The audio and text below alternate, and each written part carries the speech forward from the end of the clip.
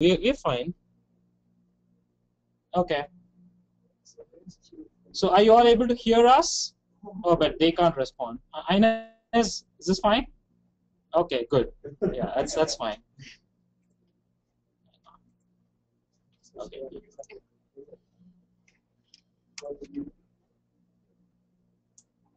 Good morning. My name is Sarah Huestis, and I worked on a project concerning managed lanes on arterial roads.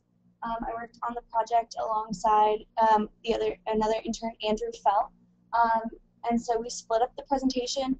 I'll be doing the introduction and then covering high occupancy toll lanes, and then Andrew will cover the other portion of the presentation. So first I'm going to go through what are managed lanes, then go through the project description, including objectives and task breakdown. Then I'm going to be speaking about high occupancy toll lanes, giving a general definition as well, going over some characteristics. Then I'll be going over some examples of high occupancy toll lanes. Then I'll be speaking about project planning, implementation, and monitoring. And then at the end, I have a summary and some references as well. So what are managed lanes? As many of you may know, the Federal Highway Association defines managed lanes as a set of lanes where operational strategies are proactively implemented and managed in response to changing conditions. These operational strategies include some management tools such as pricing, eligibility, and access. So basically the way to set up a managed lane is to either price the lane, restrict the lane's eligibility, or restrict the lane's access. And depending on the combination of tools you use is the type of managed lane you get. These types include HOV facilities, bus-only facilities, bus toll facilities, high-occupancy toll facilities, truck-only toll facilities, and express toll facilities. And as you can kind of see here, the HOV lanes, for example, restrict vehicle eligibility, where pricing and eligibility restrictions would result in HOT lanes, or high occupancy toll lanes. So the project description, the project was commissioned by the Florida Department of Transportation. The title of the project is Deployment Strategies of Managed Lanes on Arterials.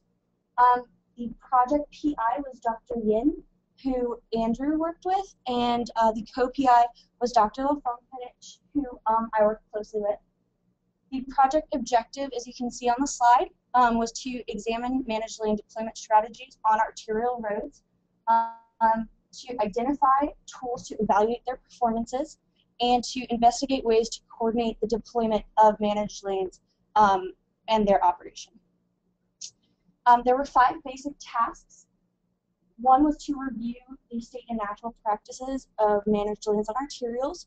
At that point, when the task was completed, we were to send in a literature review. Then the second task was to identify and select managed lane strategies. The third task, which was closely related to the second, was the implementation and monitoring program. Task 4 was the identification of evaluation tools, and task 5 was managed lanes on limited access facilities and arterials. After these tasks are completed, which they have not quite been, there will be meetings and then a final report. I primarily worked on task 1 by evaluating the literature available on the subject. So, like said, our project had a greater scope than just high occupancy toll lanes, but because Andrew and I both worked on the project, he's going to be speaking about 2 other types of managed lanes that are applicable on arterial roads, while I'll be talking about high occupancy toll lanes. So first, to define high occupancy toll lanes. Toll lanes are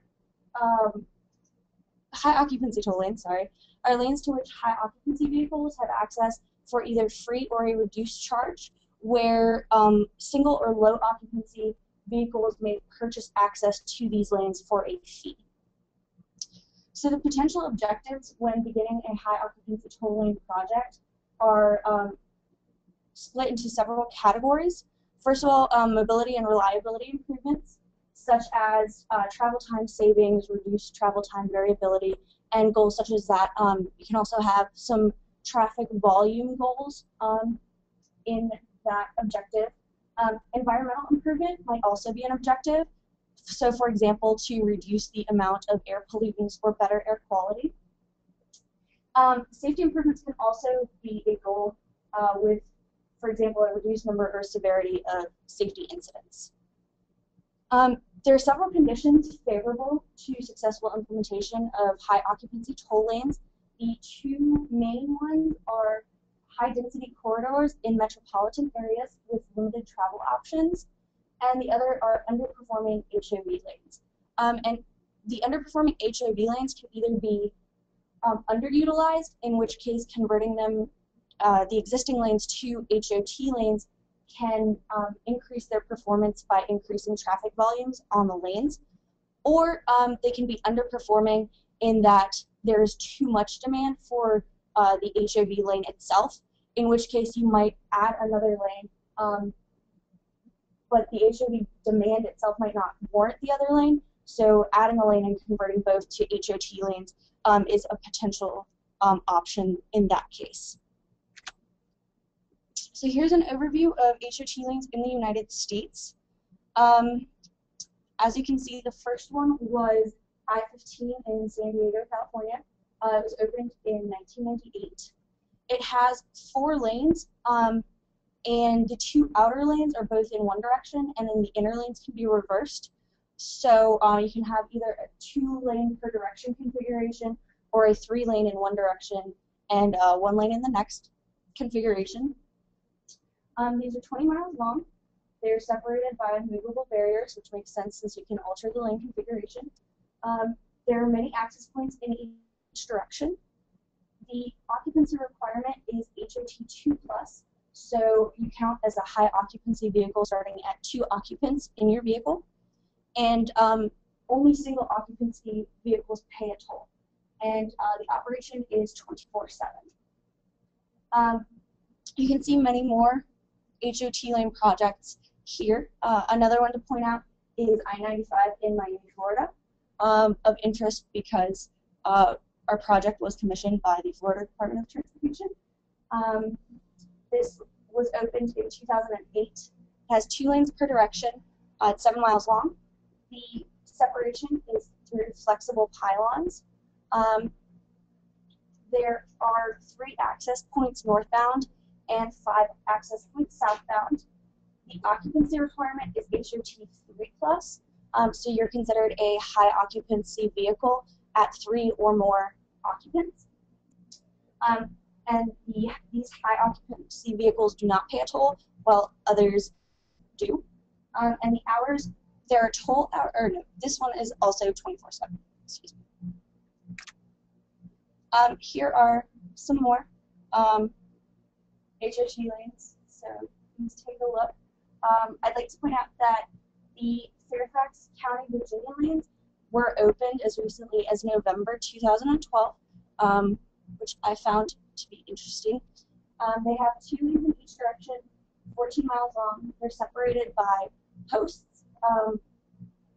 There are 11 access points in each direction. Again, an HOT3+ occupancy requirement, and again, 24/7 operation, and only the low occupancy vehicles, or those not meeting the HOT3+, will pay the toll. So, if you notice, the previous HOT lane experience, which was summarized in the last 2 slides, has only been on highways and freeways.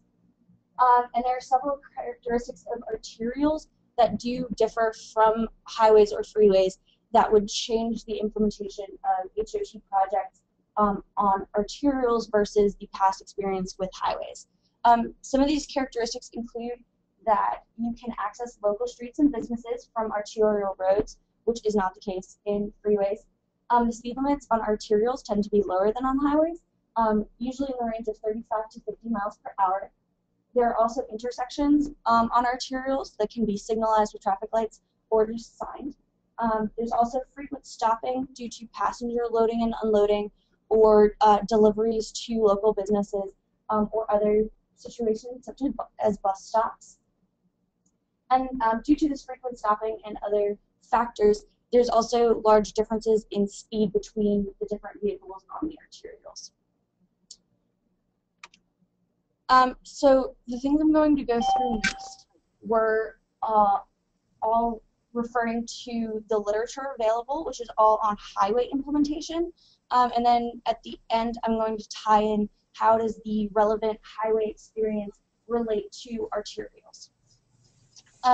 So the HOT lane project planning process is split into pre-planning and planning. The pre-planning includes identifying that a need exists or a problem.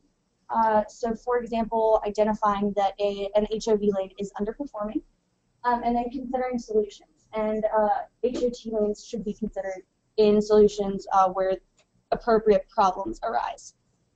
The planning process is then split up into identifying constraints, choosing preferred methods, and publicizing a project. The constraints can be physical, institutional, having to do with public acceptance, or operational.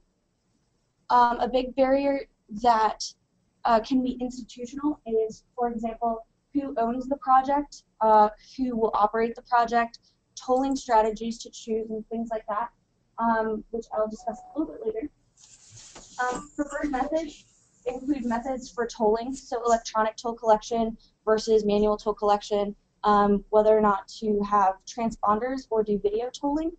The institutional structure, like I said, choosing who owns and who operates the facility, who does the enforcement for the facility, etc. And financing. Financing is available through traditional methods such as fuel taxes, but also through federal grants or special transportation project grants. Publicizing the project was emphasized in literature as one of the most important aspects of the project due to public opposition in many cases or equity concerns. So beginning to publicize the project as early as possible and showing it in the most beneficial light is very important. This can be done through a political champion both at local and state levels, marketing efforts, and focus groups, stakeholder groups, and that sort of stakeholder, I guess, association. The implementation of high-occupancy toll lane projects includes the design, procurement, and construction and operation steps. Some design concerns that will arise during the project are what is the occupancy requirement? So is it HOT 2+, where a 2 or more person vehicle is considered a high occupancy vehicle and exempt from the toll, or is it going to be 3+? How is the toll structured and how will the toll be collected? The tolling structure can be a set structure, so a set schedule of fees that may or may not change during the day, or you can use dynamic tolling, so that's a real-time update in tolling. The San Diego facilities, I believe, update their tolls every 6 minutes to reflect changing traffic conditions. Markings and signage is also an issue because the people in the area may not be familiar with the concept of an HOT lane. So these markings and signage have to be very clear in order to prevent any operational problems. And then the type of separation is also important because there are very different ways you can go about separating an HOT lane. For example, you can put in a concrete barrier, which is the most separated, or you can have any sort of varied separation down to just painted lines. The procurement and construction phase is selecting a contractor or concessionaire, if applicable, obviously, and then obviously the construction of the facility. Once the facility is in operation, there are several different things to worry about. The accounting, because the tolls do obviously generate revenues, maintenance of the facility, customer service, and then enforcement is a big issue because of the way the high occupancy tolling is configured.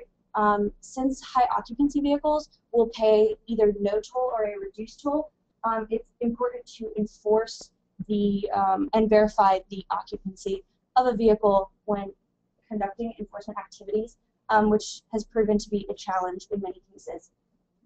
Performance monitoring is also an issue, which I will get to at a later point,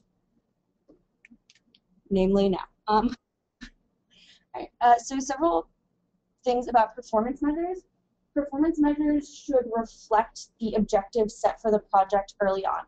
So for example, if the objective of the project was to increase the capacity of the roads, a performance measure should be the traffic volume. Other performance measures can include average lane speeds, travel times, the variance of both, traffic volumes, as I mentioned, customer perceptions, compliance rates, incident data, how many pollutants are in the air, and there may have been revenue goals set, so revenue is also an important performance measure for HOT lane projects. Data can be collected several ways. There can be continuously and automatically collected data, which is especially feasible when there's video tooling in place and things like that. There can also be manual sample data for special kinds of performance measures. And then customer and agency surveys are also important when measuring customer perceptions. So here's an example of a performance monitoring type situation. I chose the SR 167 in Seattle. So the average lane speeds they compared them to the previous operations, which were HOV operations. The average lane speed was unchanged at around the speed limit. The volumes had increased by 15%. The general purpose lanes that were adjacent to the HOT facility had an average speed increase of 8%. The general purpose lane volume increased by about 4 to 5%. And the average time savings for the HOT customers were about 9 minutes during the morning peak period and 6 minutes during the PM peak period. Customer perceptions overall were very good, with 88% of respondents saying they use the lanes to avoid congestion and make a faster trip. And then 70% of them said they were likely to use D lanes again. The compliance rate was very high at 95 to 97%. In terms of safety, there was a 4% reduction in traffic incidents compared to the previous HOV operations. And as to revenue, there were 3,300 tolls tripped per weekday, which was a 50% annual increase and an 87% increase versus 2 years prior. And there was a revenue of $750,000, which was a 35% annual increase. So in the report I read on this, they considered this a successful implementation that met their goals as measured by the performance measures up on the slide. So then, applying managed lanes concepts to arterials. As I mentioned earlier, the HOT lane projects that have been implemented in the past have been implemented on highways and freeways, but they may also be feasible on arterials. And a consideration is the more like a freeway and arterial is, the more feasible implementation. And that's because of the characteristics that I mentioned earlier with the stopping and the intersections. And ways that you can make a freeway or an arterial more like a freeway is by limiting either turns or access, so eliminating intersections basically, because turning causes delays and access of like vehicles either turning on or off the arterial do cause delays that make an arterial more like an arterial and less like a freeway. And then there's also the possibility of adding queue jumps, which is a way to avoid intersections. There are several different ways to avoid intersections. Some are like transit signal priority, where the light will change, for example, for buses and situations like that, or physical queue jumps, where you can, for example, pay to cross a bridge over the intersection instead of going through the intersection. And they could be used on arterials to improve the mobility by reducing the number of intersections that HOT lanes face, which would make them more feasible. And then other types of managed lanes concepts that are used on arterials, which Andrew will be talking about shortly, are HOV lanes, or high occupancy vehicle lanes, and bus only lanes. So to summarize, the project I worked on was commissioned by the Florida Department of Transportation and concerned strategies of managed lanes on arterials. But to date, the high occupancy toll lane implementation has occurred only on freeways and highways. Key issues with high occupancy toll lanes are the roles and responsibilities of various agencies, including, for example, municipal planning organizations or state departments of transportation, public support, financing, design, enforcement, and performance monitoring. And then the potential for arterial implementation of HOT projects. The more freeway-like an arterial is, the more applicable previous experience. And two ways to make arterials more freeway-like are turn and access restrictions and queue jumps. And then I have also provided some references. So feel free to look at those at your leisure. That was it. Any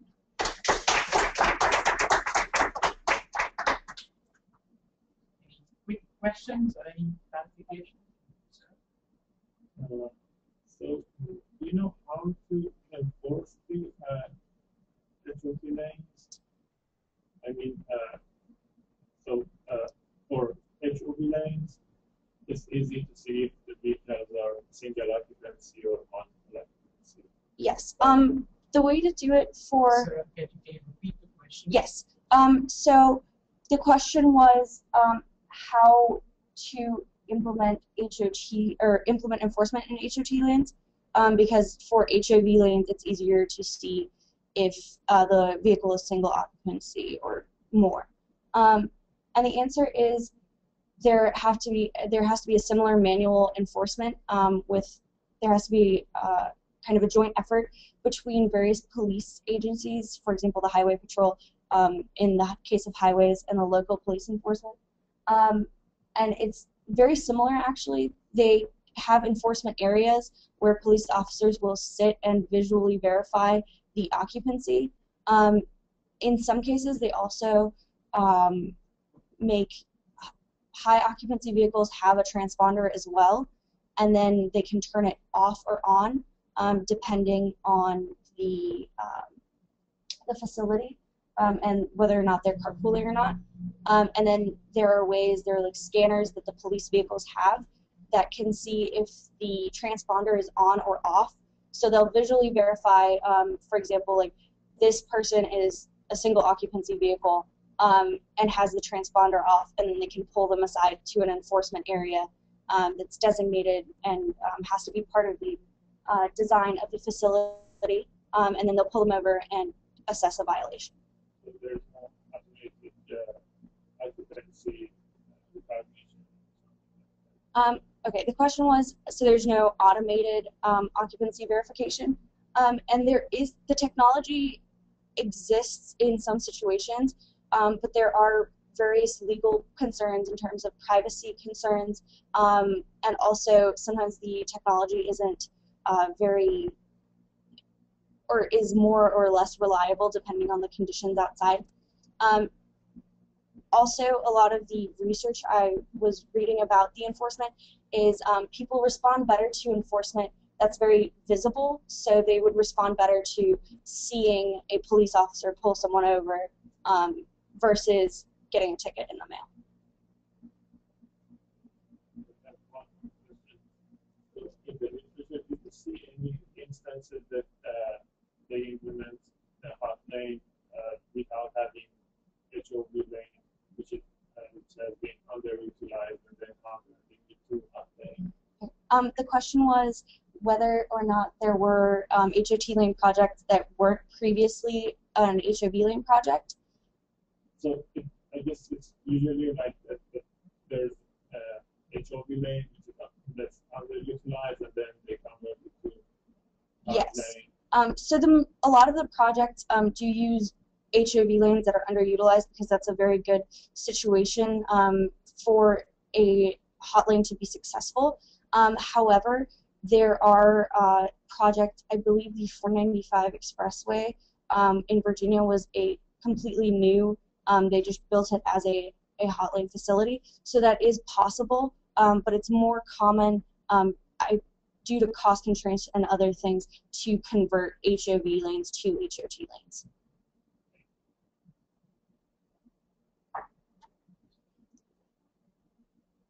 Okay.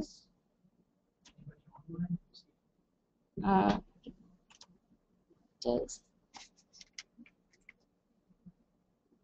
I don't know. Okay, I can't see anyone online. Okay. I hope not.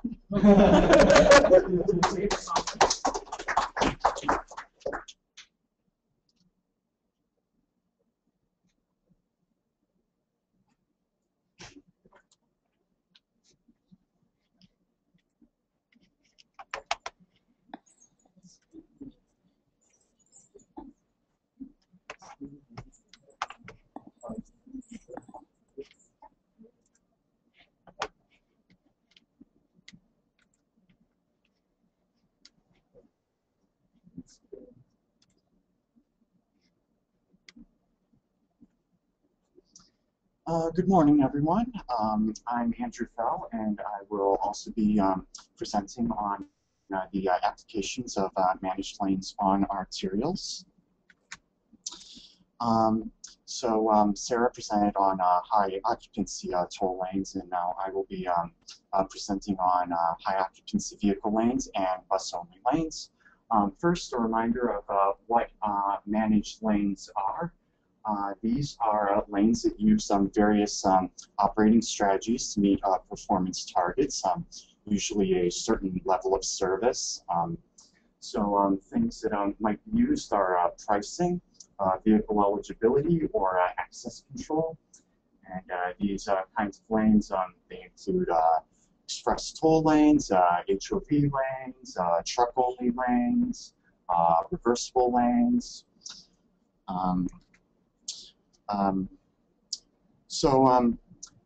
For my particular research, I focused on HOV lanes and bus-only lanes. Specifically, I was looking at the application on arterial roads. What I did was I examined the existing guidelines for arterial managed lanes. I also looked at the current applications of these managed lanes on arterials.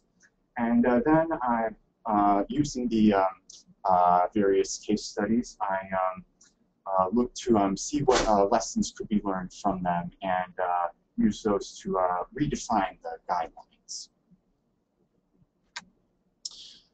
So I'll begin with HOV lanes. High occupancy vehicle lanes are restricted to vehicles carrying a certain minimum number of occupants. Usually this is either designated as 2+, 2 or more occupants, or 3+, 3 or more occupants. They may also be open to buses, motorcycles, and low-emission vehicles, depending on the facility. They are more common on freeways than on arterials. It was kind of hard to find instances where HOV lanes were on arterials, since they are much more common on freeways. HOV lanes have various objectives. The main ones, though, are to increase the person moving capacity of the roadway without having to add more lanes. This is done by increasing the average number of people per vehicle, since HOV lanes give an incentive for people to carpool. They provide travel time savings and travel time reliability to HOVs, and this encourages the formation of carpools and van pools. You may be wondering why we would want to implement HOV lanes. Basically, Traffic volumes in this country are growing at a very fast rate, much faster than the infrastructure can be expanded to keep up with them. The available right-of-way, that is the land available for new lanes, is very limited or non-existent, especially for arterials, since the development around limits the land that can be used for expanding roads. HOV lanes present a very cost-effective means of increasing roadway capacity, since oftentimes lanes don't have to be added, and the lanes that use high-occupancy vehicles can carry more people than general-purpose lanes.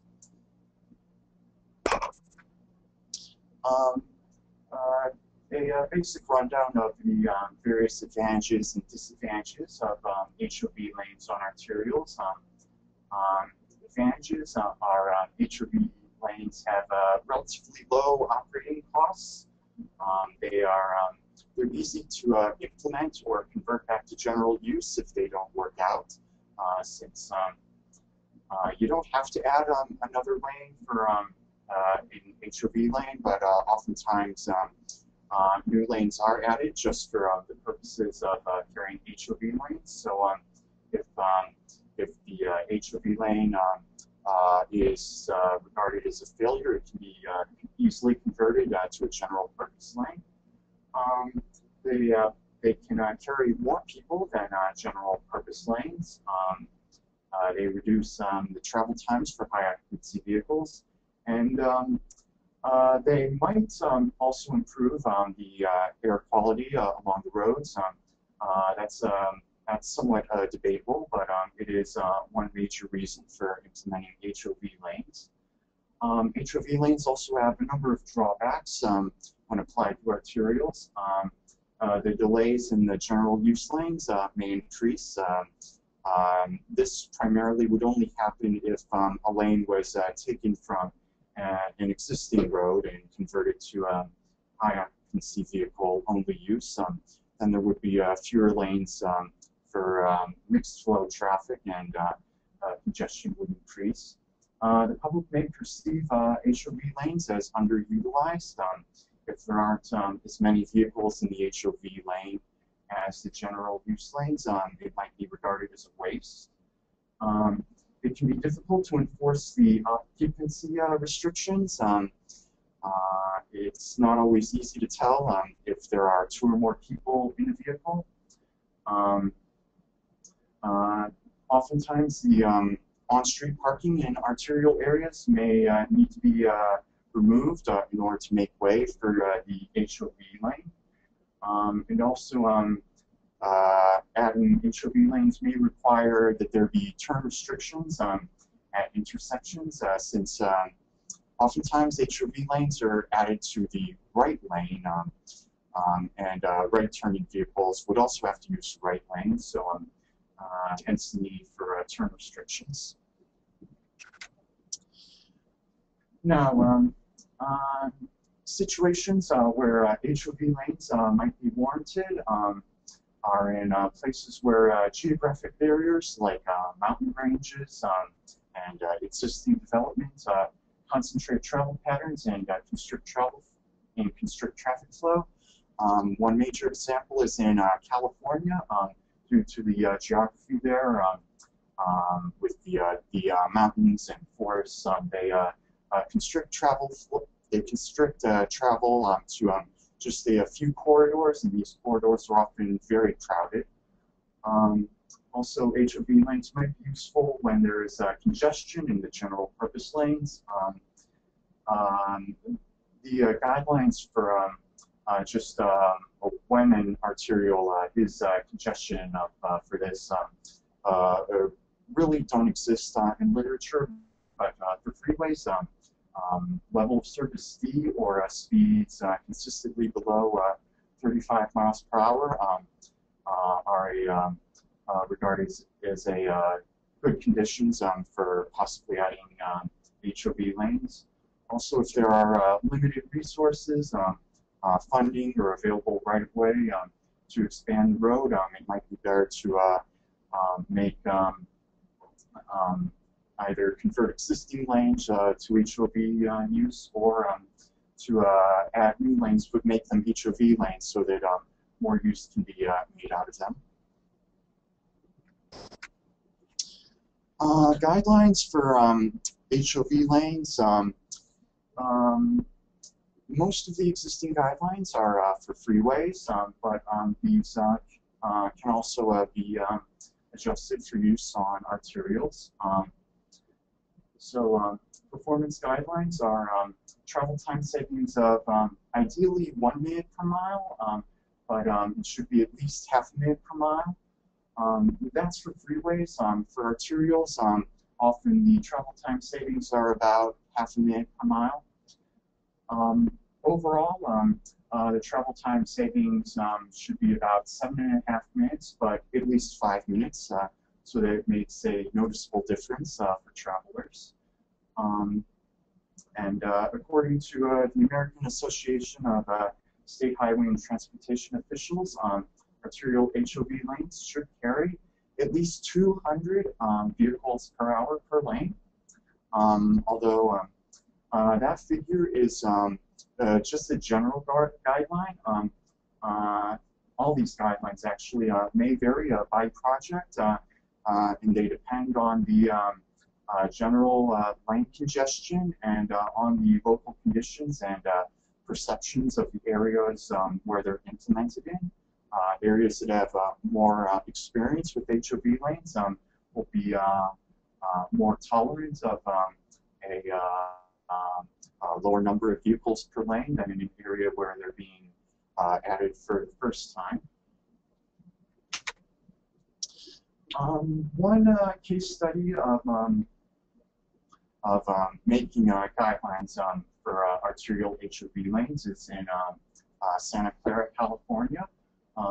When they set out to evaluate their arterial HOV lanes, they adapted existing guidelines used for freeways. And these are the guidelines they came up with. And these guidelines would be specific to the Santa Clara County area.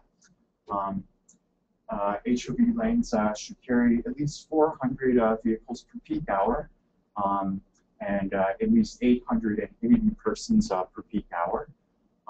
They considered that these HOV lanes should have a lane productivity of at least 0.8, and by lane productivity, that is the ratio of HOV lane users to mixed flow lane users.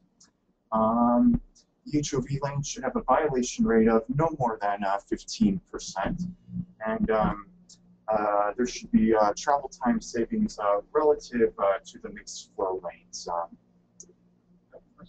Yes. So the user, the productivity, the user needs personal or people? That would be occupants, as in people, users.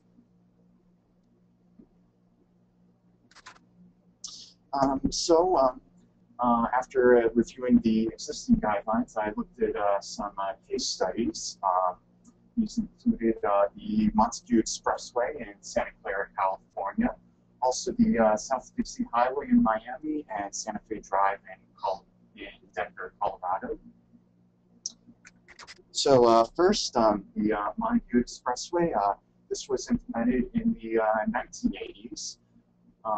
20 years later, the County of Santa Clara evaluated the performance of various arterial HOV lanes in the area, including Montague Expressway.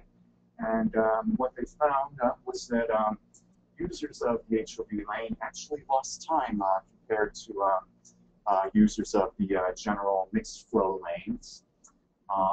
The HOV lanes had high violation rates in some areas as high as 60% due to the lack of access control.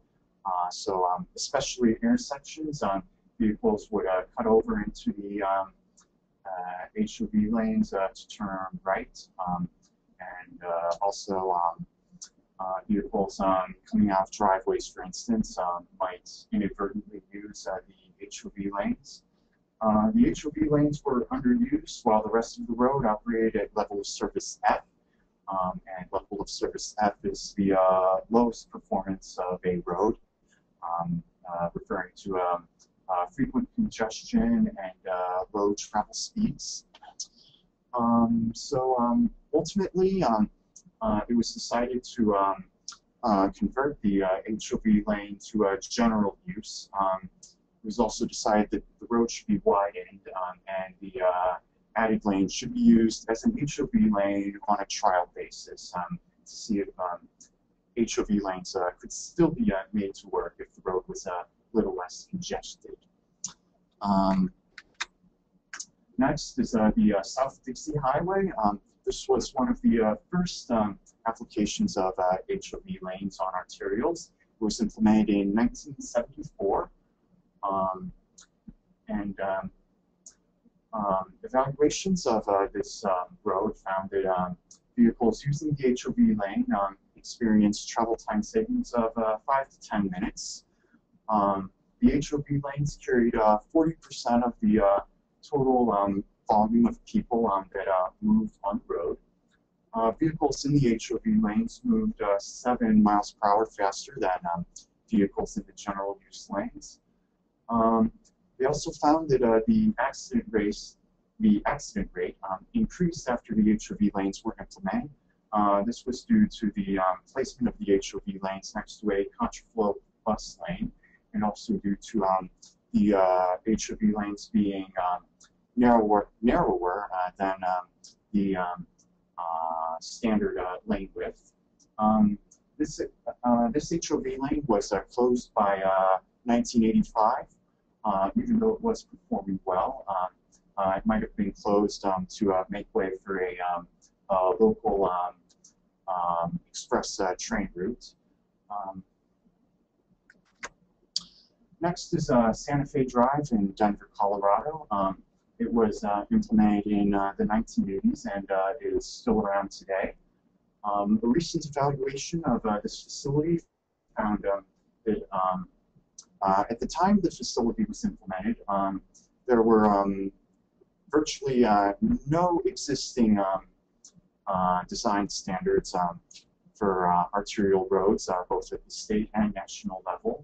But even today, there's a lack of design standards at the Colorado Department of Transportation, and these make it difficult to enforce and evaluate the facility. Unlike many HOV lane facilities, this HOV lane is in the left lane. This makes it hard to maintain the lane since it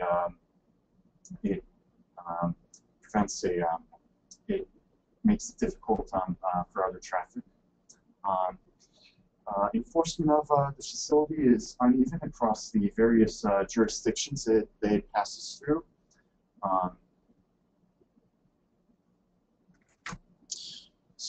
From these particular case studies, we can take a few lessons from these. Things that should be avoided are close spacing of intersections. Intersections interrupt the flow of high occupancy vehicle lanes, so turn restrictions might be needed. The Montague Expressway in California was placed parallel to a freeway HOV lane, which undermined its usefulness. So placement next to a HOV lane on a freeway might not be a good idea. HOV lanes should not be shared with high volumes of buses or right-turning vehicles, since this will undermine the travel time savings for HOV lanes. HOV lanes should be supported by the State Department of Transportation with design guidelines and regulations. And the enforcement should be consistent across the various places where it occurs. Now there are various computer simulations and tools for evaluating HOV lanes, both before they're added and after they're implemented. Among these are Quick HOV. This is a a demand estimation tool used to estimate how much demand HOV lanes will receive. In case studies that I looked at, it tended to underestimate the HOV lane use and overestimate the number of HOVs using the general traffic lanes. Another demand estimation technique is the modified Charles Rivers Associates model.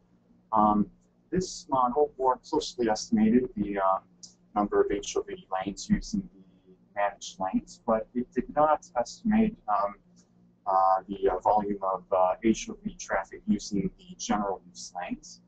And finally, there's a program called Smart HOV, which is used to estimate the travel time savings from HOV lanes. Case studies I looked at showed that it may substantially overestimate the time saved from using the HOV lanes, particularly in cases where buses also use the lanes. So this particular program needs refinement and further enhancement. Next, I'll go to bus-only lanes. These are more commonly seen on arterial roads than HOV lanes are, particularly in crowded city districts.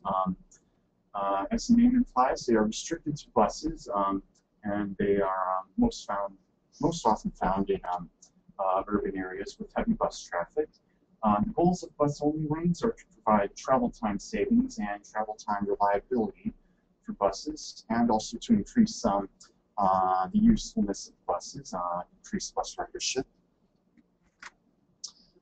The advantages of bus-only lanes are that they reduce bus travel times, they improve bus travel time reliability, so how often buses arrive on time. They're relatively inexpensive to operate and easy to enforce. On the other hand, delays in the general use lanes might increase due to the presence of bus traffic. The public might perceive the lanes as underused and therefore demand that they be converted to general use. And also, on-street parking may need to be removed to make way for the bus-only lane.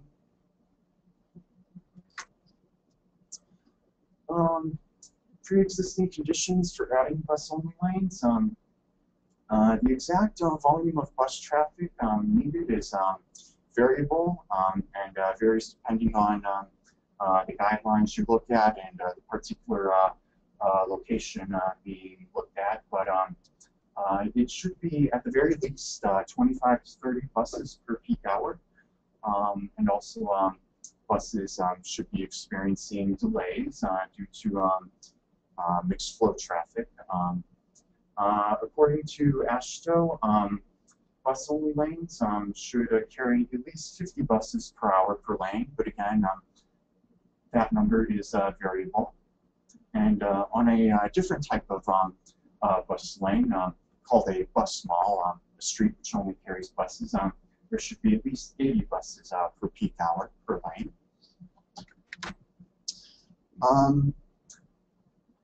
A couple of case studies I looked at and which I thought were especially useful are at Spring Street in Los Angeles and Madison Avenue in New York. Spring Street has a contraflow bus-only lane implemented in the 1980s. An evaluation of the road found that bus speeds increased by about 15% on both Spring Street and Main Street after the bus lane was implemented. Other vehicle traffic also benefited with their speeds being increased by 20 to 40%. And this lane is still around, to the best of my knowledge, a relatively successful bus-only lane. On the other hand, Madison Avenue in New York has not been as successful. It was implemented in 1981. Initially, buses experienced travel time savings of 5 to 6 minutes, and buses had better travel time reliability, and bus ridership increased. 20 years later, an evaluation of bus lane found that bus speed was still only about 6.5 miles per hour due to the bus lanes often being blocked by general use traffic. Currently, options are being explored for improving bus transit in New York City. From these and other case studies which I looked at, there are a few things that should be avoided when implementing bus-only lanes. Bus lanes should not be blocked by general traffic, so a good level of enforcement should be used. And also, and this applies to bus malls in particular, since they often serve a sort of beautifying function for a city. The design may be aesthetic, but it should not detract from the durability of the facility. One case where involving a bus mall where the pavement doesn't last very well is in Denver, Colorado. 16th Street Bus Mall is made of granite pavers. They look very pretty, but the heavy bus use wears them down, as you can see in this picture. The top part is the sidewalk, and the bottom part is bus lane. And so you can see that the granite gets worn out very quickly and requires costly maintenance. So to summarize, I studied managed lanes for arterials and bus lanes and HOV lanes in particular. Unlike freeways, arterial HOV lanes are relatively uncommon, and those that in those instances that I could find were very old, often dating from the 1970s or 1980s, and some of them no longer are in existence. Reasons for there being so few arterial HOV lanes are there are fewer access restrictions on the arterials, so they're harder to enforce. There's limited right-of-way, and again, it's hard to enforce. Arterial HOV lanes provide benefits for high occupancy vehicles in the form of improved travel time and increase the person moving capacity of the road. But on the other hand, they require a public outreach campaign by the Department of Transportation or whatever agency is implementing the HOV lane. They require substantial enforcement, and the existing traffic patterns may need to be adjusted to make way for the HOV lane. Bus-only lanes, unlike HOV lanes, are more common on arterials, especially in major urban centers. Bus lanes provide travel time savings and travel time reliability for buses, but they require enough bus traffic to justify their existence, and also on-street parking and loading and unloading areas may need to be cleared to make way for these bus lanes. So in light of all that I've said, a lot of work needs to be done regarding managed lanes on arterials. First of all, a screening process for selecting the appropriate type of managed lane on a road needs to be developed. So whether it should be an HOV lane, a bus lane, or even an HOT lane, there needs to be some process for determining which kind of strategy to use. A framework for evaluating managed lanes on arterials needs to be developed. So how do we know when a managed lane is performing at the set objectives? Also, practical measures of effectiveness need to be defined. As in travel time savings or number of HOVs using an HOV lane or violation rate. and also methods of evaluating and forecasting these measures need to be developed. So both before and after the managed lanes are implemented, there needs to be some sort of tool or strategy for determining whether these managed lanes will get enough use and whether they're warranted. That's all that I have for my presentation. I just have some clarification questions. On the bus lane on the two street, are those streets one-way street? The question was, is a bus street a one-way only street? From the cases that I looked at, bus streets are often two-way, lanes going in one way and lanes going in another direction. Although it's certainly possible for a bus street to only be one way. I'm thinking about specifically on the Spring Street, for Spring example. Street, yes. Was that a one-way street? Because we talk about the bus may be in conflict flow. It looks like in the picture that it's one way, but I wasn't sure. The question was, is Spring Street, are the bus lanes on Spring Street only one way? No, I mean, is Spring Street one-way street for the general purpose? For general purpose, I believe it is actually one way, and then the buses go the other way. What about the one in New York City? So you said this street is one way for general purpose, and then with the bus only lanes, Yes. two ways. Bus only lane. You said it's contrary flow, which means that reverse direction. Right, that's right. Two-way or one way? One. What about New York City, the one in Madison? Yes. Is that the same situation? Madison Avenue, I don't believe that's the same situation. I believe that's two-way, yes. This one. Any other questions?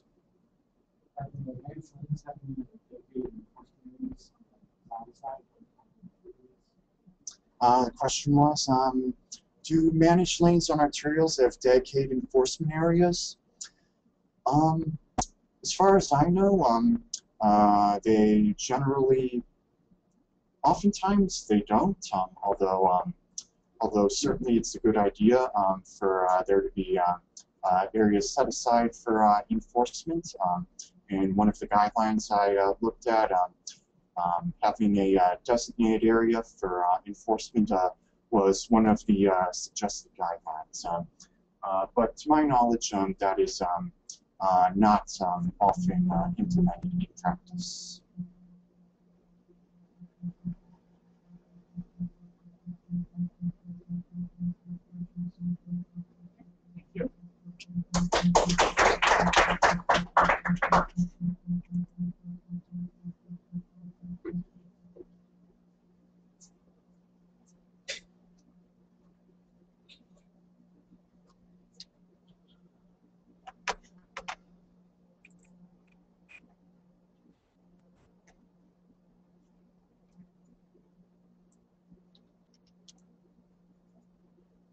Is there a way to minimize this?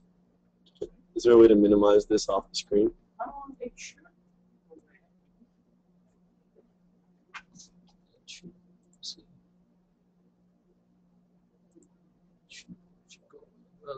if you do your slideshow, hopefully that doesn't show.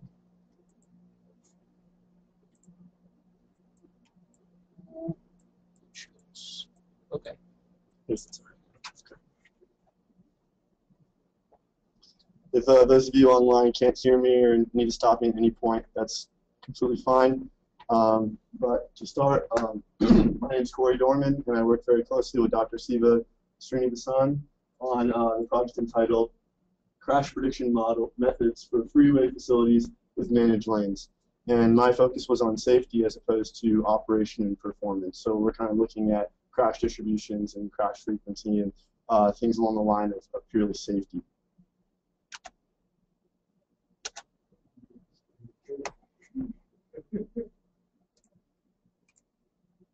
So just a brief overview. First, I'm going to go through the background of the situation, kind of what the project's all about, then the purpose, why we're doing this. And literature review and compilation of existing facilities is what I specifically worked on for this project, and kind of what I contributed to the research project as a whole. And then I delve into a case study, specifically with I-95 Express in Miami, Florida, and everything that ensues after that is just kind of the software and the data analysis and the findings that I found with the data that I analyzed specifically for the express lanes in Miami.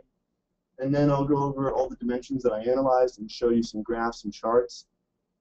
And then I'll go through my findings and analysis, and finally a summary to really tie it all together and some conclusions that I found. So the background. This is an FDOT-funded project, like the two previous presenters. It was also for them as well. And reason being, managed lane facilities are an ever-growing facility and an option for designers and planners of these roadways. And so the FDOT is certainly interested in getting a better picture and a better idea of how these facilities function, how they, specifically on the safety perspective, so they can better plan and design these facilities. And there are currently 345 HOV lanes in the United States and 13 HOT lanes. The HOT are a bit newer, but they're definitely growing, and they're becoming a new useful tool. And currently also, the FDOT is interested because as of now, the status quo is there is no current framework or current standardized prediction method for crashes on these facilities. A report was published in May 2012, which will make its way into the Highway Safety Manual, that does cover freeway facilities and their interchanges, but not specifically with managed lanes. And because this is growing and becoming so important, this is why this research is kind of being undertaken. And so that brings us to the purpose. So what we're trying to do here is develop crash prediction methods and models and equations that we can ultimately publish into the Highway Safety Manual, along with the equations that already exist there that have to do with highways on urban and rural arterials. So we'd like to add freeways with managed lanes into this as well. And like the ones already published in the Highway Safety Manual, our crash prediction model is going to involve a safety performance function, crash modification factors, and of course a local calibration factor.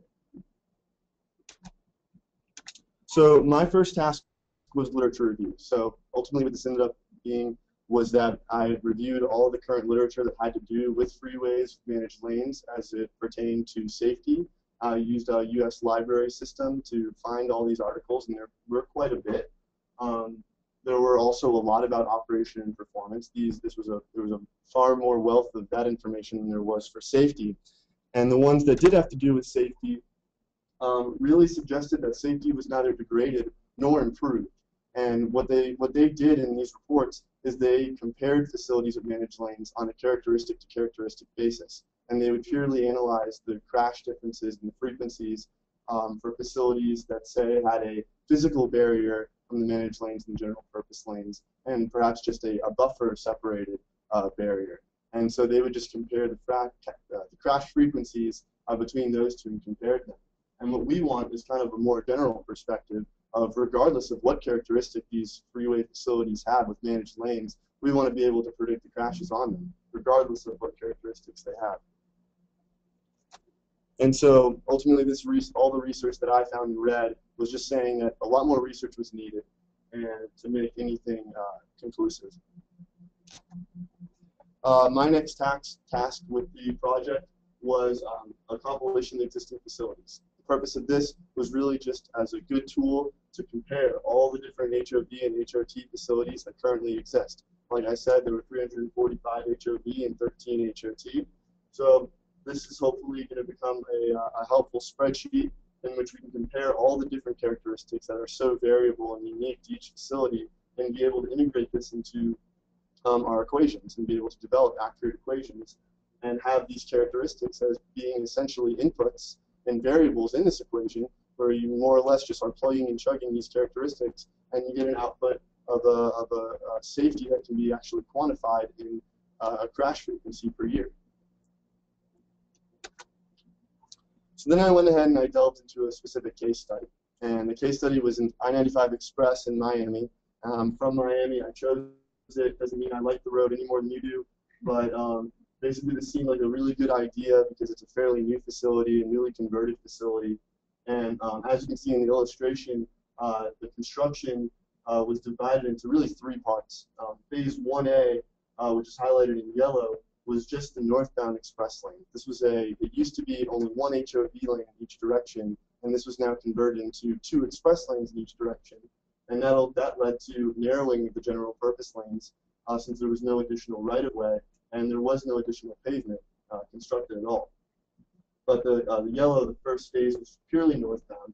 And then the orange, which is phase 1B, was purely southbound and added a small part to the northbound express lanes as well between Interstate 195 and 395.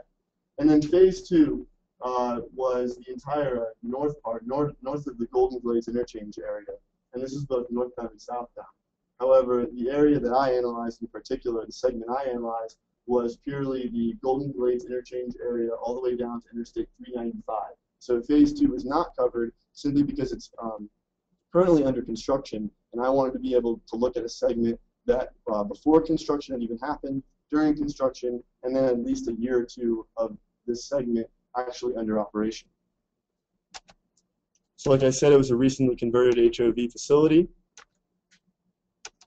and these are kind of just the characteristics. And so the first tool that I used to analyze the data with I-95 Express was Signal 4 Analytics. And this is a very powerful, useful tool. It's web-based. And what I was able to do is really just zoom into the exact segment that was in question and highlight exactly which lanes that I wanted to look at and extract all the crash records from whatever period I wanted. So my period was 2006 to 2012, which, like I said, covered before construction as an operating HOV facility, during construction, and then post-construction. So there's a very useful tool with Signal 4 Analytics, which enabled me to actually export all the crash records from 2006 to 2012 into a simple, easy-to-use spreadsheet where further analysis could be conducted. So speaking of further analysis, then I was able to use IBM's SPSS software to export these crash records from Signal 4 and then analyze them further. Again, this is a very powerful tool that enabled me to do with relative ease some really good analysis and draw up some good cross tabulations and charts. And it was very useful in trying to identify trends and anything of note that happened in this particular case. So these are the dimensions that I analyzed using SPSS. The ones that are asterisked I don't really go into for brevity's sake, but also because they really didn't show anything of note. A lot of the crashes, for example, during the weather condition, happened in clear conditions. Over 60% did. There was nothing shocking here.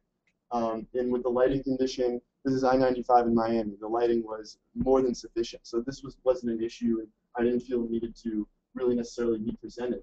But as far as total crashes and breaking down these total crashes into their crash directions, northbound and southbound, and then crash type, whether that be rear end, side swipe, or anything else, I found that that was probably more interesting to present and would have more things of note.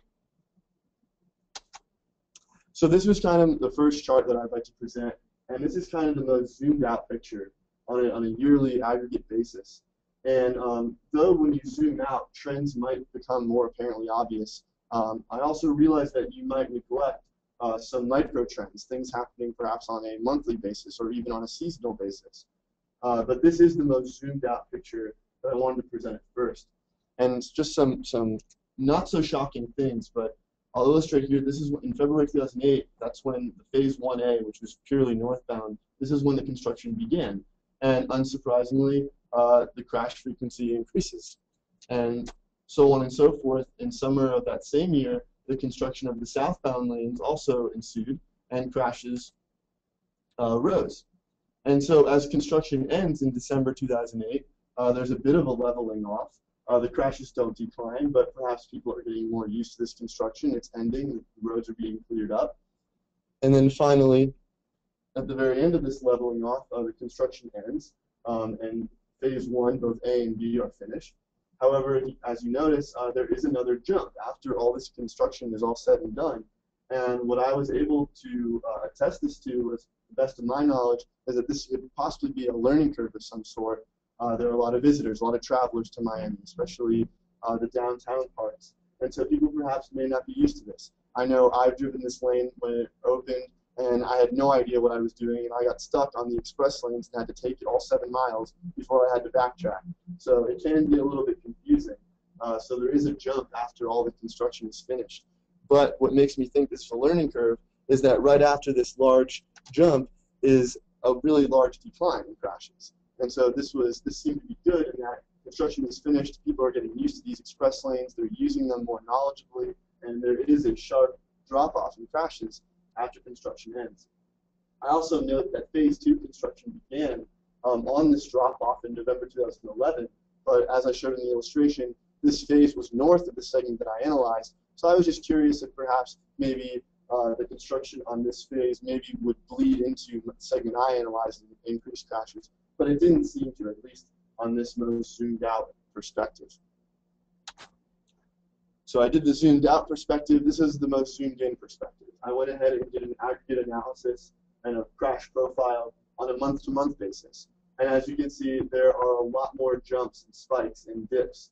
And these are kind of reflecting the month-to-month changes that simply happen. And as much as one month may have an unusually high amount of crashes, the next month may have an unusually low amount of crashes. So ultimately, they usually do average out. But I just wanted to show kind of the month-to-month change. And though the trend might not be abundantly obvious, you can still kind of cut this graph down the middle and see a trend upward really towards the middle as construction is beginning and ending. And then it does kind of steadily decline on the latter half of this graph as well. So besides an unusual spike, which happens when phase 2 construction begins in the October-November area, I noticed there was an unusual quick spike in crashes during that time. And I really wasn't able to figure out necessarily what it is. But could it have been a bleeding down of the phase 2 construction into the segment I analyzed? Possibly. But as quickly as it came, it also quickly went away. And before and after this spike, you can see crashes are at a relatively low level. So the kind of comfortable medium that I arrived at was a 3-month aggregate mean. So we looked at the most zoomed in, the most zoomed out perspective. So this is kind of a comfortable medium in between, where the trends are a little bit more obvious, but again, you can still see more of the spikes that might happen on a month-to-month or seasonal basis. So again, I labeled the construction periods and when they began, and as to be expected, they increased when construction began, kind of leveled off as the northbound construction was ending, and then again peaked after all construction was finished. Again, possibly this learning curve theory where there was a short-lived increase in crashes, but then a sharp decline, implying that people got used to it and that ultimately this construction was a good idea and kind of returning to normal levels. And again, we see this kind of aberration in this spike in November, which again, I really couldn't figure out what it might be, but as I said, it was short-lived. And then what I did was I broke it up. Since the construction was, broken down into northbound and southbound construction, I wanted to look at the crash frequency strictly on the northbound and southbound express lanes. So what I found was, again, nothing entirely revealing. As construction started, you have an increase in the northbound lanes, which is what happened in phase 1A. But then, in phase 1B, when the southbound construction started, those crashes really don't have the same spikes the northbound did. So what I might attest this to is, why are people traveling to Miami? Well, in the morning they're likely coming to work, and in the afternoon they're probably leaving for work. So maybe this was a change in driver behavior during those peak periods, but it could be a number of different variables. But besides the northbound kind of outweighing the southbound in this period, they really mimicked each other, and when one spiked, the other one spiked too. So they were very similar, and they kind of followed the overall trend.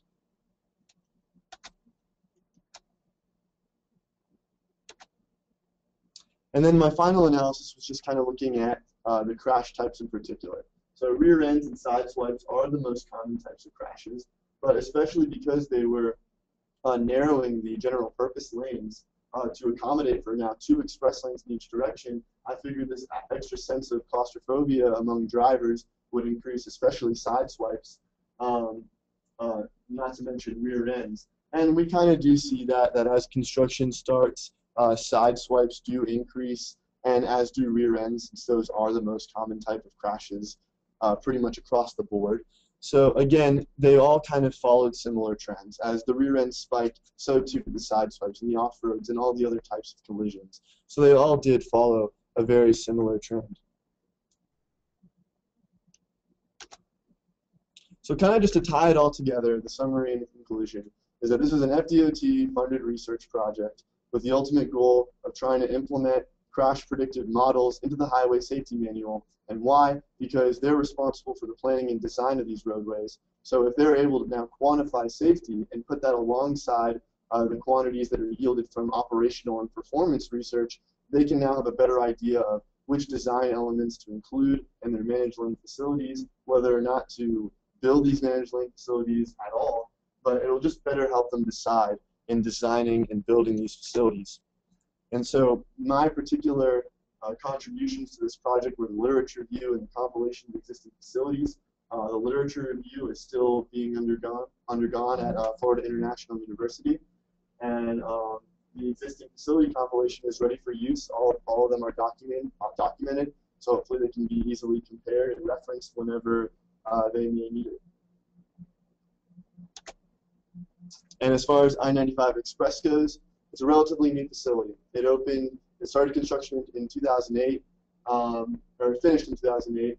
It was an HOV facility in 1996, but from the data that I was able to extract as far back as 2006, still more data is needed. And analyzing facilities like I-95 Express over a longer period will kind of mitigate these increases that happen through construction, which are typical and not surprising.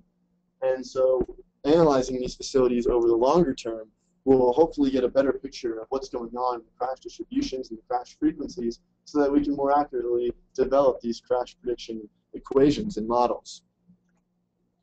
And so the idea here is, should these construction and transition periods that I analyzed in the I-95 be excluded? And the answer is yes, probably, because that's not the norm. When these managed facilities are operating over the long term, they're not going to be undergoing construction and having these construction-caused spikes in crash frequencies.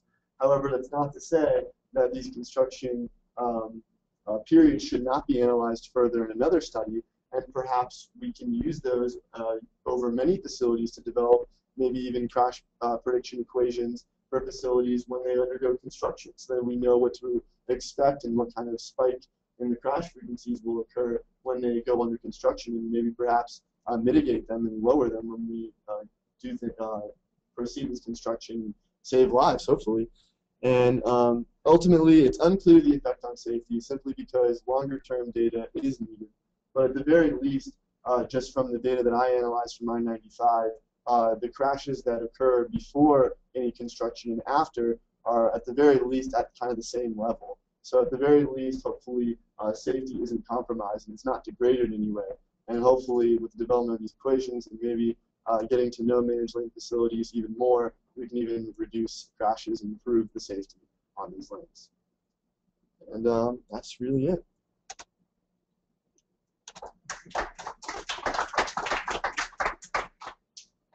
Yes. I wonder the database that you got all this data from, do they have the data available in time of day? Yes. Yeah, I'm just curious. Yeah. Whether during peak time there are more crashes?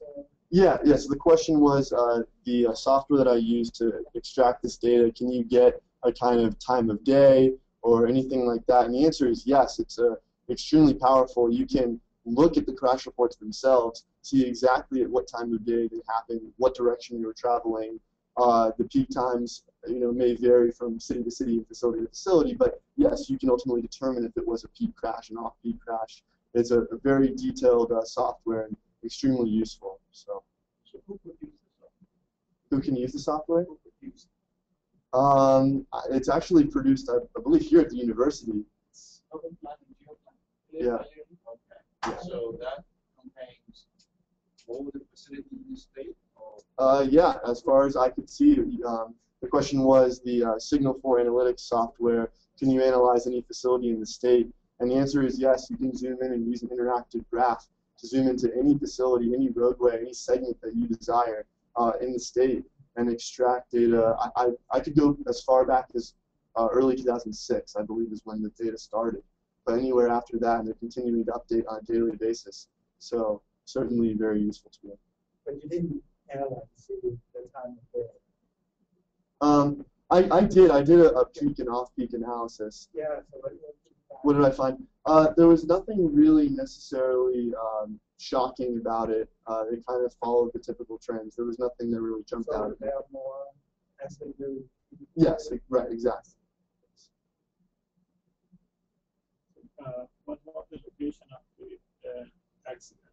Are they like more for the entrance of the happening, like because of the digging movements? Yeah, so the question was the accidents that occurred on I-95 Express, where do they usually fall? Where do they fall as far as location-wise? And the answer is, from the ones that I looked at, yes, there's a problem that people are weaving actually within these plastic poles that they've used as a barrier on I-95. And so there is a lot of weaving. Enforcement is very difficult. Since they're flexible plastic poles, people, if they get stuck on it like I did, would just weave out and cause some more side swipes. So yes, that would happen. But definitely the most common, though, as the facility as a whole, were crashes occurring close to interchanges. That was definitely the highest volume, and by exit and entrance ramps as well. But like any arterial, the rear ends and side swipes were definitely still the most common on the facility. I have one more question.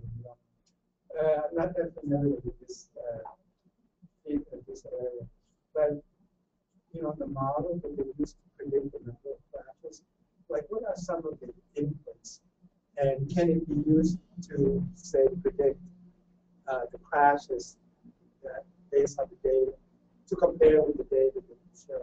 Right. So the question was the prediction models, the equations that are used, what exactly are the inputs and the variables? And the answer is just from what I know, it's often to do with traffic volumes just to start. It can be a function initially of the traffic volume as a total, and then things like the lighting condition and things like additional little variables like that and characteristics. Perhaps as these are getting developed, things like the length of the segment might be a consideration, the width of the lanes, how many managed lanes there are, the type of barrier that separates the managed lanes and the general purpose lanes. All of these are definitely potential, I think, inputs that would affect crash frequency. So if you use what model probably way on when you compare to the actual data from I-95. Right. Right.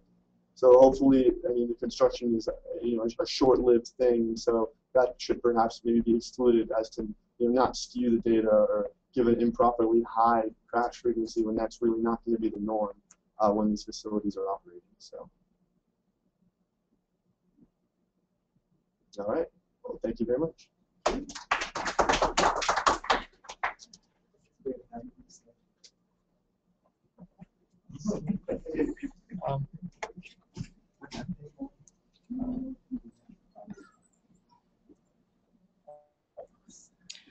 Inez, Yes. are you able to hear us? Yes. Can you hear me? So I think if you can probably turn it over to Amauris. I think we are done with the 3 presentations from here. So I think it would now be Amauris and then Bruton. Go ahead, Amauris. All right. All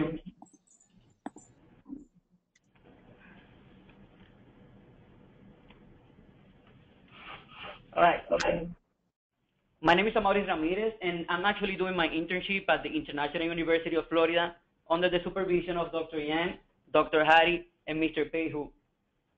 During my internship program, I have been working with travel time reliability and how to set up analysis models to be able to estimate the travel time reliability. But first, I would like to start by defining what is travel time reliability. Well, travel time reliability quantifies the consistency or the variation of the travel time among a period of time of the day. And there is actually 2 general types of travel time reliability. One, we can do it by taking into account if the travelers are getting to the destination on time or if the travelers are getting to the destination with some kind of delay. The other one is by taking into account and tracking the variability of time that the travelers are taking to get from one point to another. There are actually some factors that influence travel time reliability, and one of them is the traffic fluctuation demand.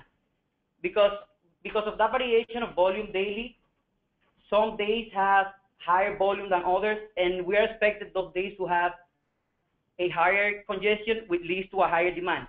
We also take into account the weather condition, especially when the visibility is low due to precipitation because of the rain, or the precipitation due to snow or smoke, because the drivers tend to slow their speed and increase the headway distance between each other. We also take into account the actual geometry of the facility, like number of lanes, the width of the lane, the width of the shoulders, and how many on-ramp and off-ramp lanes do we have.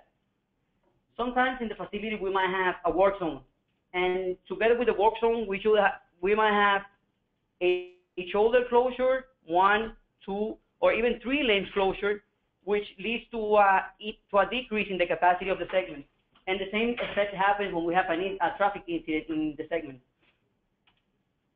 Well, what is the actual problem? What do we need travel time reliability?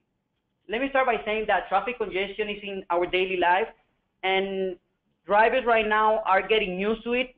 Even though we don't like it, we are getting used to it, and we're planning for that delay. But what bothers drivers the most is the unexpected congestion. For example, when they know that they take 20 minutes to get from one place to another, and they plan ahead, and they plan that they're going to take 30 minutes, including the congestion that they expected. But actually, when they get to the facility or to the roadway, they find out that they're going to take an hour, and they get late for the destination. That is what frustrates the drivers the most, and that influences their expectation about the roadway performance and how, when, and where they're going to travel the next time. And those are the days that the drivers remember the most.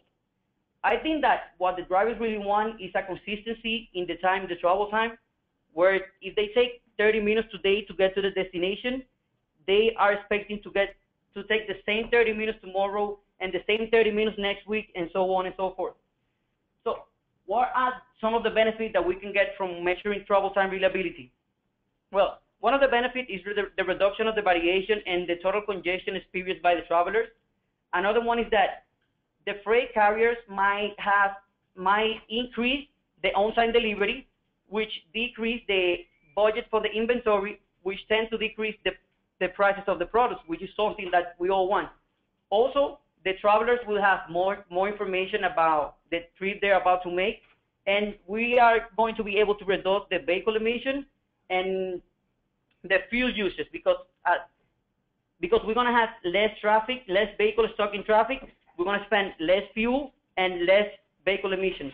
Also, it is important for the engineers and the operators of the roads, because they will have all this information, and they're going to be able to track the performance of the roadways throughout the year, or in a day, in a month, and they're going to have all this information in hand, so they can play with it and try to improve the performance of the roadway. Some of the measurements that we use for travel time reliability are still in a developing process, but I'm going to mention 3 of them that are working really, really well until now. And one of them is the 90 to 95% of travel time, which estimate how bad the delay is going to be when we have the worst traffic condition. We also have the buffer index, which estimates how many minutes or how long do the driver have to add to the regular travel time to get to the destination on time. For example, if we have a 40% of buffer index and the regular time we take to get from one destination to another is 20 minutes, we take the 40% from the 20 minutes and we add it to the regular travel time, and that's the total time that the driver is going to need to get to the destination on time. Also, we got the planning time index. The planning time index estimates the total travel time that the drivers are going to take to get to the destination.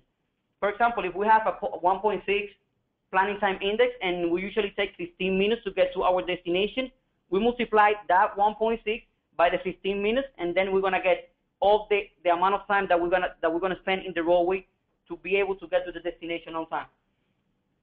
some of the tools that we use to help us with the calculation of the travel time reliability are, the first one is called FreeVault-RL. With FreeVault-RL, it's a computational engine that uses Microsoft Excel basis and the methodologies of the Highway Capacity Manual 2010.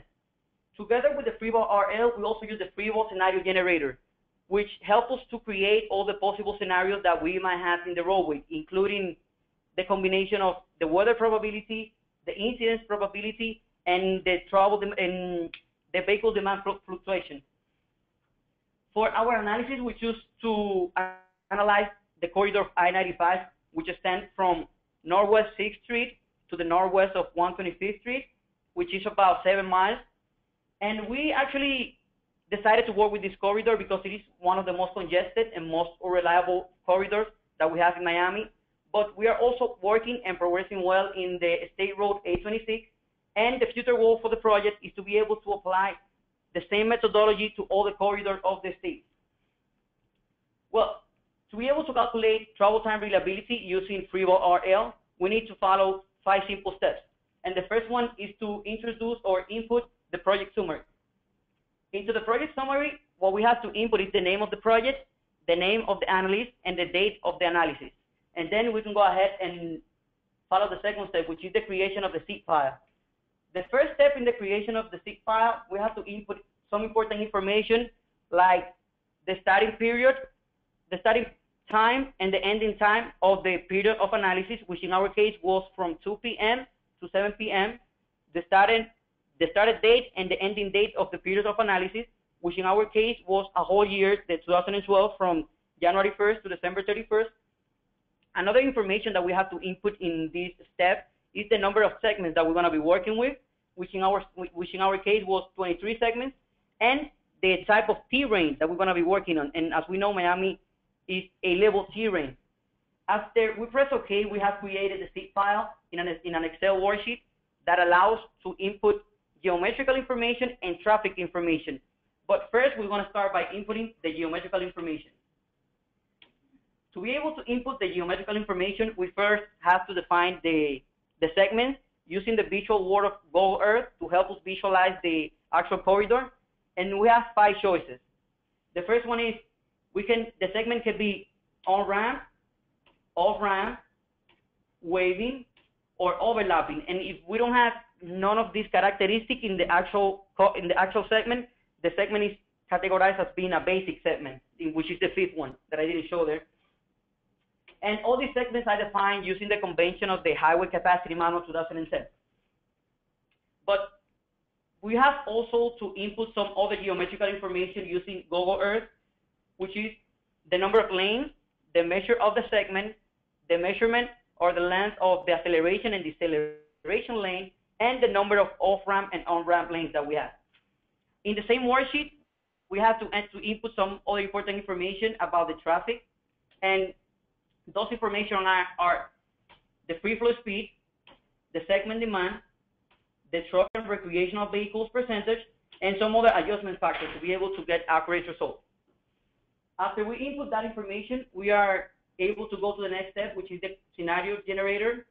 And the first step in the scenario generator is to input the daily demand multiplier. This value, the daily demand multiplier means compares one particular day of a particular month with the annual average daily value. And how do we calculate it? I'm going to put an example using the Mondays of January. We first use the annual average daily demand volume, but if we don't have that information, we can use a date that represents the annual average daily volume, which in our case was January 3rd, because that date we didn't have any incidents and the weather was good. And that, in our consideration, represents a good annual average daily volume. Then we take the average of all the Mondays of January, and we divide that average by the standard day we're choosing in the first step, and this is how we get the daily demand pattern. The second step in the scenario generator is the demand pattern configuration. In this step, what we do is basically to combine the date and the month that have a similar volume demand pattern or volume behavior, And the way we do it is by pressing edit demand pattern first, and this rectangle is going to come up. And if we look at the left part of the screen, there we are defining the day of the week. If all the days of the week have a similar demand pattern, we're going to assign a number 1 for all the days from Monday to Friday. But in our case, in our analysis, we find out that Mondays have a different demand pattern than any other day, and that's why we only assign a number 1 for Monday. Then we find out that Tuesdays, Wednesdays, and Thursdays have a similar demand pattern, a similar demand behavior, and that's why we assign a number 2 for Tuesday, Wednesdays, and Thursdays. And similarly for Friday, we find out that Fridays have a unique demand pattern, and that's how we assign a number 3 for Fridays. And the same methodology is applied for the month of the year. And that's how we get the demand pattern configuration. Then the next step is to input the weather probability into the worksheet, into the scenario generator. And here we got 2 options. The first option is to use the default values, which are based on 10 years of data, which is really good. But in our case, we didn't use the default because we got enough data to calculate our own probability using real world information, and we input all the probabilities into the worksheet. Similarly, into the second step, in which we have to calculate the probabilities of the incidents and the probabilities that there will be a shoulder closure, 1 lane or 2 lanes or 3 lanes will be closed. And we also can use the default, which has pretty good information. But in our case, again, we calculated the probabilities by hand because we got all the information necessary for the probabilities. The probability that there will be no incident, the probability that there will be 1 lane closure, 2 lanes, 3 lanes, and so on and so forth. For the demand pattern, and remember that we choose the demand pattern in the previous steps below, where we have to define the Mondays to Fridays and the days in the month of the year.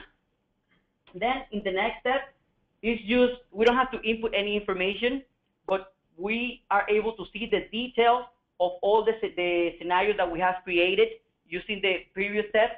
And in our case, we can see that we have created 460 scenarios that we have to run in the next step.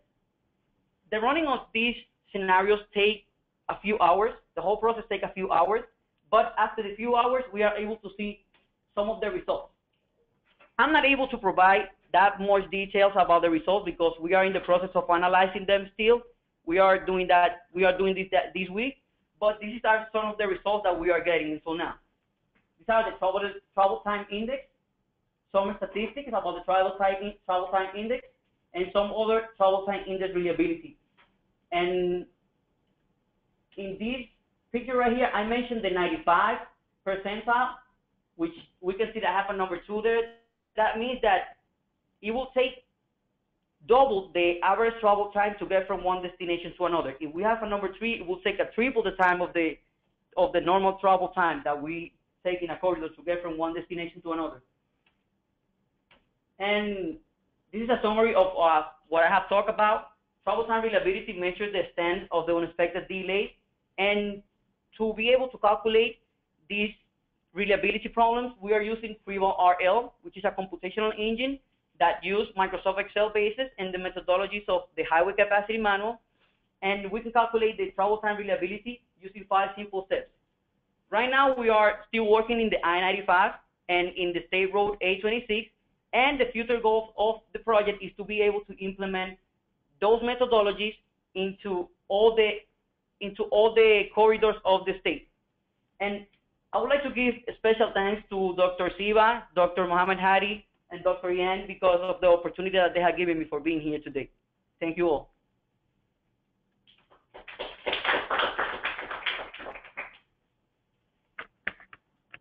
Hello? What's the name?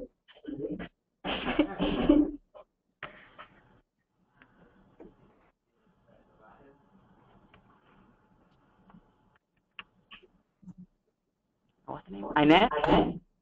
Yeah, any questions for Amauris? Either here.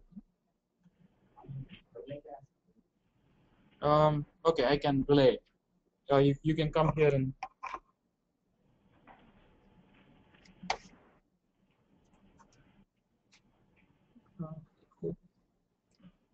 Yeah, I think we have. Hi, can you hear me? Yes. The analysis period, I'd like to ask something about the analysis period. You said it's 1 year, right? Yes. Is there any chance that we can do it for a year back and a year forward, like, predictions or something like that? I think you can choose any year that you like, as long as you have all the information about that year, like the weather probabilities, the incident probabilities, the demands, and all that. As long as you have all the information, I think you can do it for any year that you want. I'm asking about the maximum analysis period. Oh, it's 55 periods of 15 minutes. So the maximum that you can analyze in one. You said no, the year, you said 1 year, right? The analysis period you have done for. Yes, my analysis period was 1 year. So can we do it for 2 years or 3 years, something like that? I think as long as you have all the information, you can do as much as 10 years together.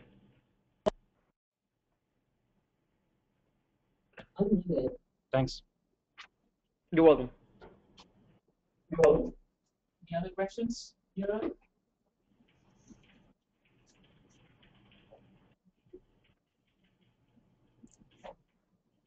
Okay, if there are no other questions, I guess then we can move on to our last speaker. So Ines, can you transfer controls?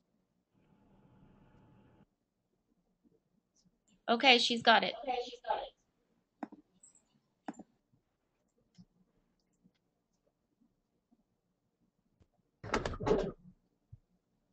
Hello, can you guys hear me? Sure. Can you hear me? Yes. Okay, perfect.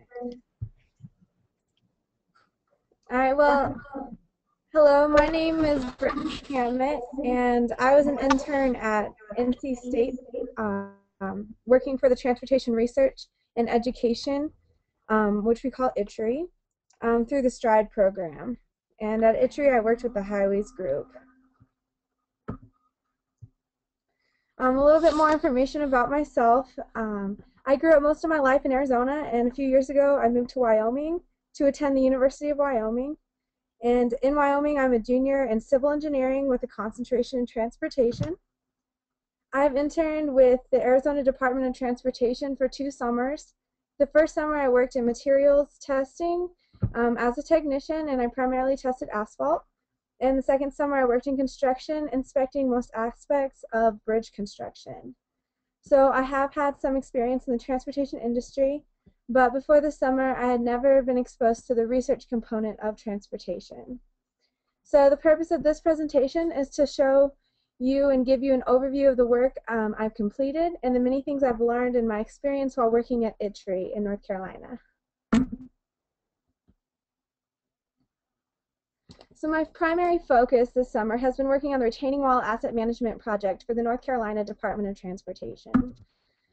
A simple definition of asset management is the use of a database containing an inventory and condition assessment of assets in order to provide quality to the assets as a whole and efficiency in the planning and budgeting for repairs and replacement of that asset. So that's a lot of words to say that asset management is simply a program that agencies implement that allows them to keep track of their assets and instigate the timely repair and replacement of those assets. So the intent of this project is to provide NCDOT with the tools to inventory and assess their retaining walls so that NCDOT is able to facilitate the timely repair and placement of retaining walls and prevent the wall failure. So in order to do this, the first step our research team went through was to identify wall characteristics. The second was to determine what data needed to be collected, conduct wall condition assessments, create a rating system, and provide an implementation strategy. So the purpose of this project is not only to come up with a great program that we can provide NCDOT, but our goal is to also outline an implementation strategy that will allow NCDOT to implement this program into their existing asset management program.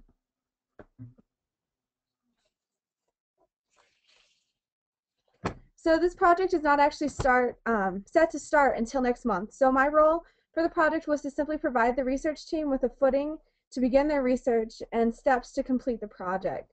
So my main goal was to outline all of the literature that I could find and the existing state of practice. And so what I first started with was looking at the different types of retaining walls. And what I determined was that there's basically two categories of retaining walls. There's cut walls and there's fill walls. And as you can see from this table that I created, there are different types of walls that go into each of these categories. So what I was able to do was create diagrams, as you can see here, of how each of these walls were constructed. And then I determined what materials were used in the facing elements and what materials were used in the reinforcements. I determined how these reinforcements were loaded and looked at load diagrams and other such diagrams that just gave me a better understanding of how these walls worked.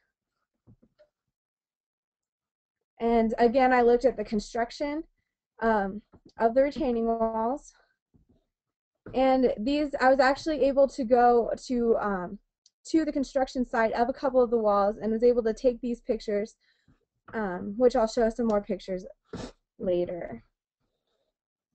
After I got a good understanding of how the retaining walls were built and how they worked, I was able to start looking at the existing state of practice.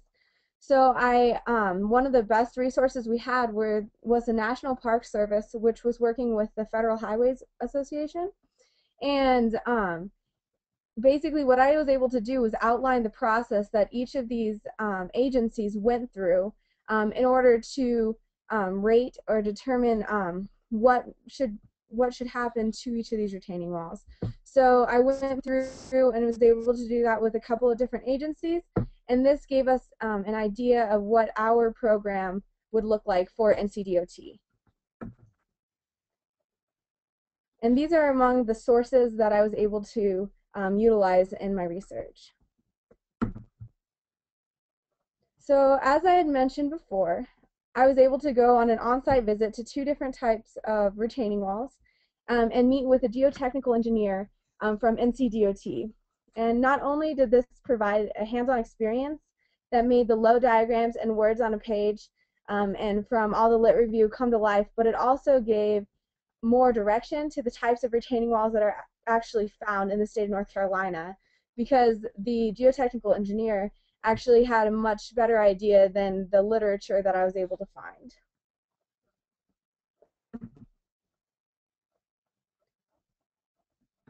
So after going through many different retaining wall asset management programs, I was able to identify 6 main components that were included in each asset management program that would be included in our program as well.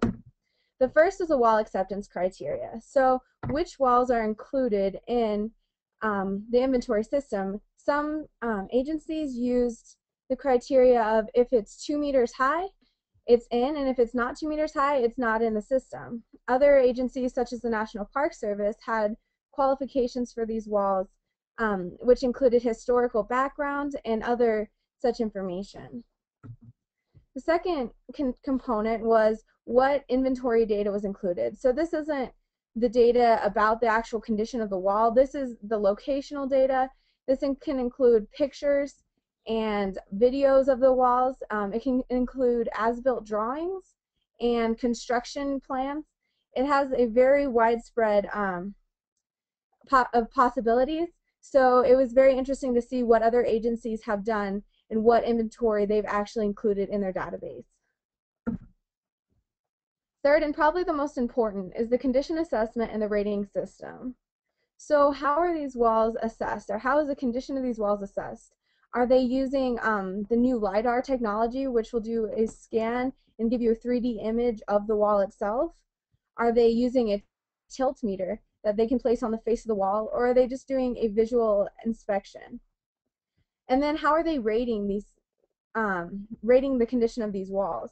how are they distinguishing between a wall that's tilted at a certain angle versus a wall that has a crack on it? And so this rating system is a way to quantitatively assess how much or how great the need is for replacement or repair of each wall. The fourth would be the wall inspection cycle. So how often are these walls inspected? Are different walls inspected at different times? Are different walls inspected more frequently than others? And so some of the agencies would have, every 6 months they would have an inspection by just a maintenance worker that would drive by and make sure there's nothing drastically wrong. And then every 2 years, a qualified inspector would go in and look the wall top to bottom, and that would be the major inspection for that wall.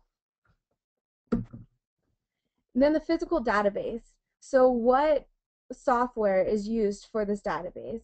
Some agencies have used Microsoft Excel, others have used Microsoft Access, and others have used their individual software that they've created. And finally, how have other agencies utilized their system? What benefits have they found from their system?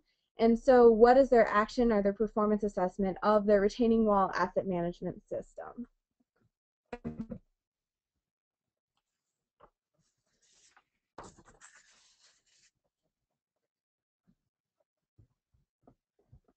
So this project, the retaining wall project, is only beginning, and so my work will hopefully help build a foundation for the research team to continue literature review. And can you guys hear me all right? I just want to make sure.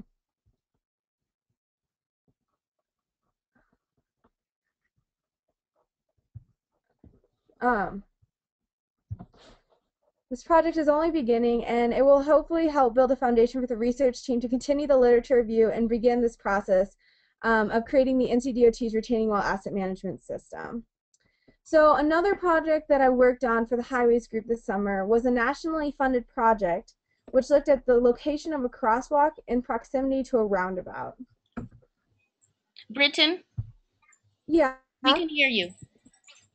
Okay, perfect. Thank you. All right, the purpose of this project is to determine the best location for a crosswalk near a roundabout that provides the most driver expectancy and tendency to yield. So this project is already well on its way to completion, and my role was simply to create a system for collecting the data. After a few trials and errors, I created a few Excel spreadsheets and a process for data collection that can be completed by 2 people, a pedestrian that will be walking across the street and a data collector who would be recording every time that the pedestrian crosses each lane. The data recorder is responsible for recording the action of every vehicle that crosses a crosswalk or that doesn't yield for the pedestrian and the nearest upstream vehicle. So this Excel spreadsheet allows for the data collector to determine if the car upstream actively yielded, if there was a passive yield, if no yield occurred, if the car was too close to yield, or if there was a gap where the car was too far away for it to be counted as a yield. So that's how the data would be collected in the field.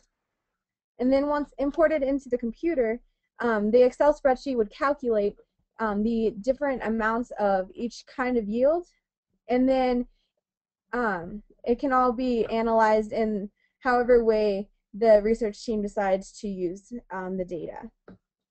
A part of my role in the project was to think of different ways to analyze the yield rates, which is very difficult because you have to take into account the gaps, and so when there's actually a need for the yield versus when people are too close to yield. So it was a very complicated process that's still in the making.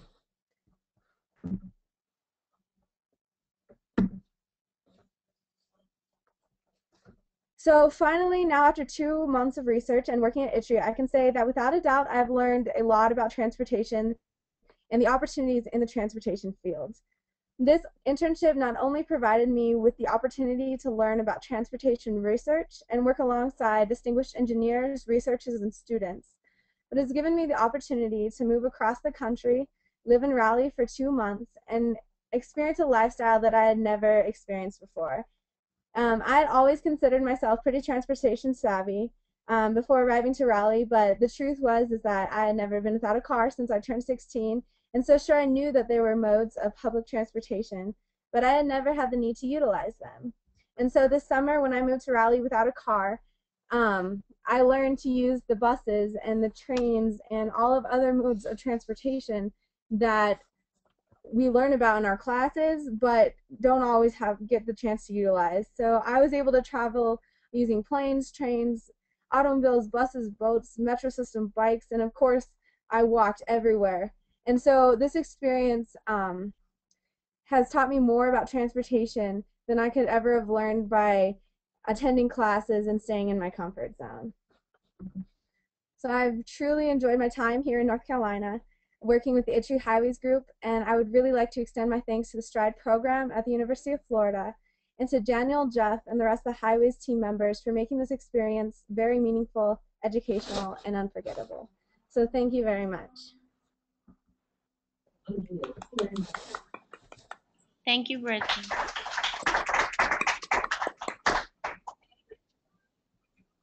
Any questions?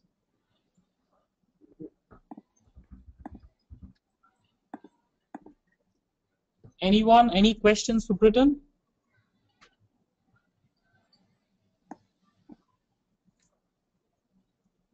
No? It's almost lunchtime. Is that it?